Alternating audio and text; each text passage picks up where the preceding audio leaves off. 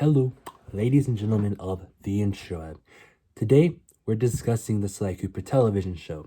And something a lot of people are not talking about with it, with why we've not gotten it yet, is most people are not looking at this from a communication standpoint, a sociology standpoint, or just a business standpoint in general.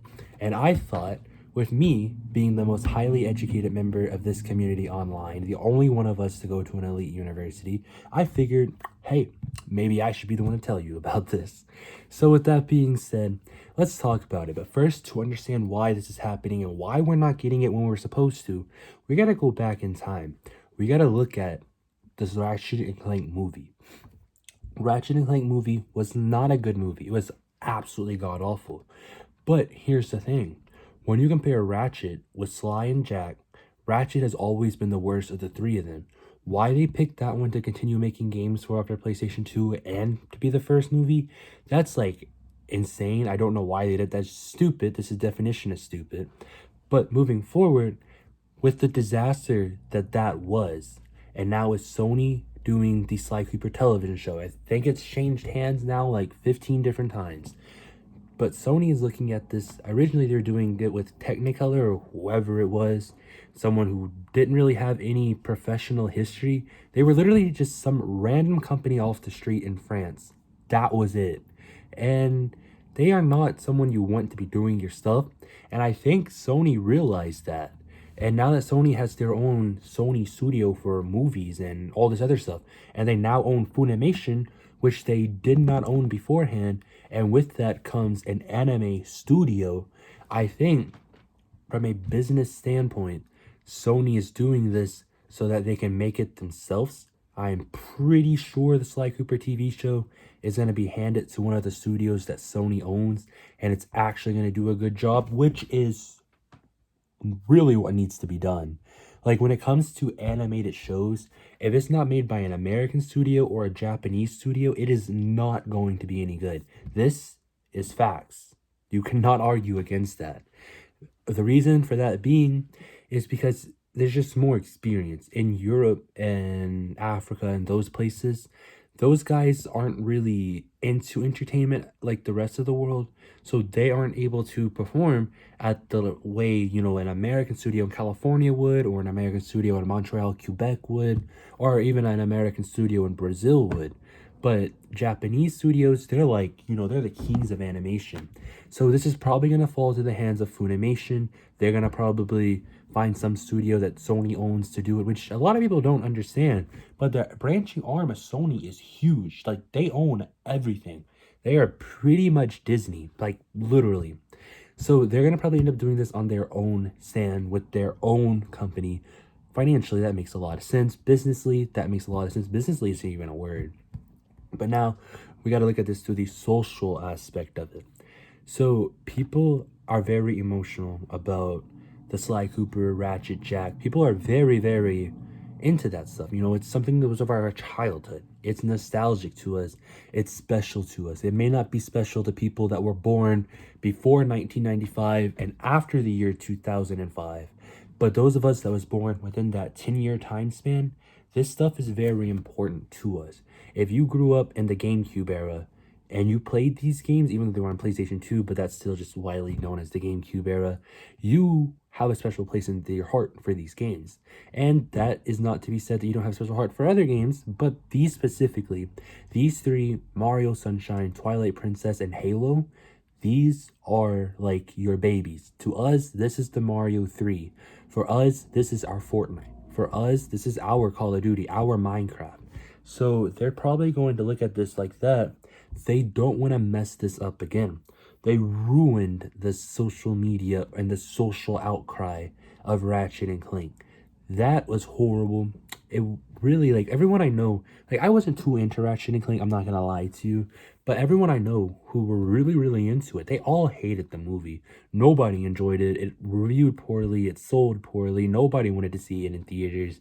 Even on Netflix, nobody watches it. If you ever look up the numbers, it's really low.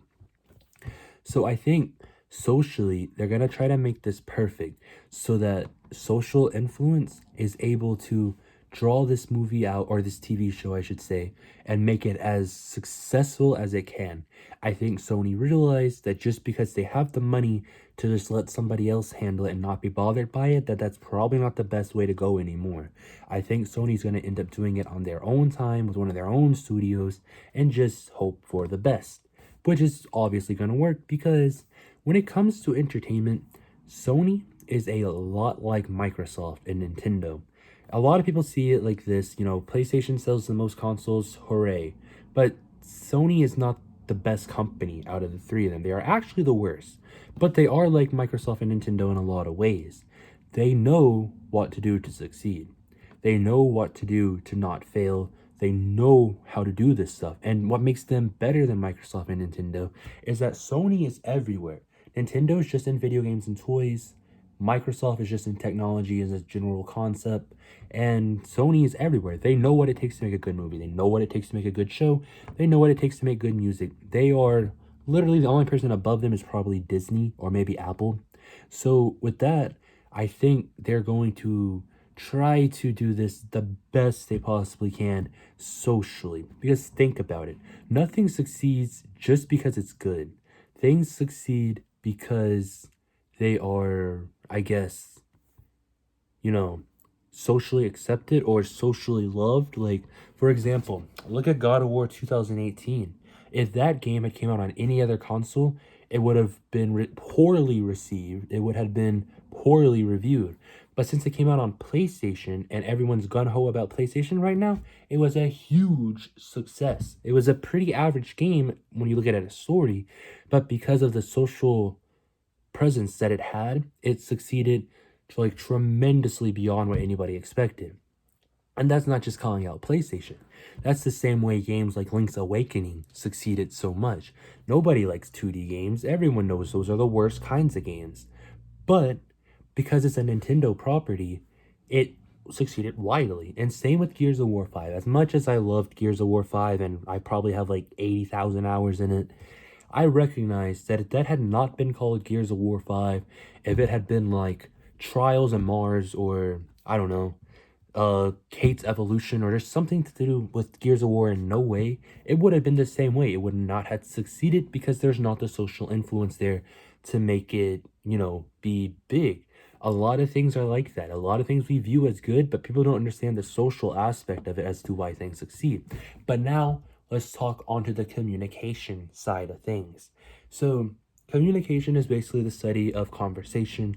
It's basically the study of like how we interact with each other, our verbal, nonverbal, etc., how companies convey themselves.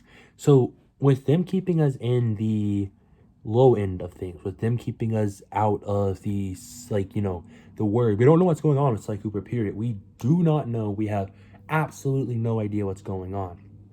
That means we're talking about it. That means there's speculation, it's on people's minds. Videos like this exist, videos like VT and VVs. Everybody who's made videos on this exists because we're kept out of the loop. And by doing that, through communication theory, it's creating more and more hype for the Sly Cooper show because we all want to see it at this point. Everybody's talking about it. Nobody is against it at this point. So at this point in time, if they release news about it in 2 months, it'll be widely hyped. And when people see it, it'll be talked about everywhere in every social circle in gaming. And when that's said, they're going to probably use words to communicate to us differently than they would have in any other way. They'll probably, instead of use the word but, they'll probably use and. Instead of use words like excitement or hype, they'll say anticipation and all these other keywords to change how we look at it and how we will view it. They're going to communicate to us in ways that make us feel, like we're involved, but at the same time with giving us just barely enough information for us to speculate and create the hype ourselves. And that's a really, really smart thing to do within business. A lot of companies do it, specifically Apple.